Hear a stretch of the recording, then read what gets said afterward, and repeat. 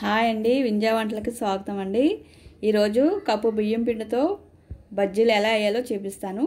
ముందుగా కప్పు వరిపిండి తీసుకున్నాను. ఒక కప్పు పెరుగండి,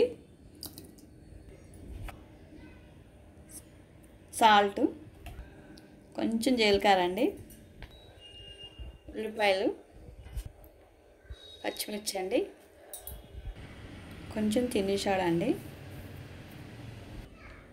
ఇవన్నీ కలుపుకోవాలి.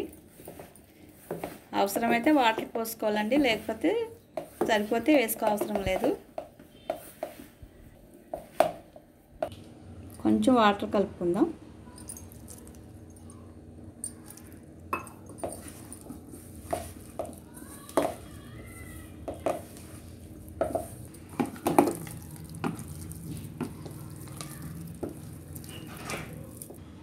చూడండి, పిండి ఈ విధంగా ఉంటే సరిపోతుంది. పిండిని ఒక అరగంట సేపు పక్కన పెట్టుకుందామండి. చూడండి, అరగంట అయిందండి. నానింది పిండి. దీన్నే చల్ల పునుకులు కూడా అని అంటారు.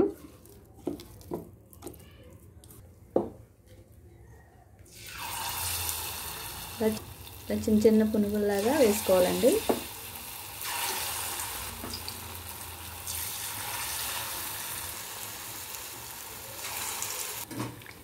చూడండి, ఇలాగా గోల్డ్ కలర్ వచ్చే వరకు వేపుకోవాలి.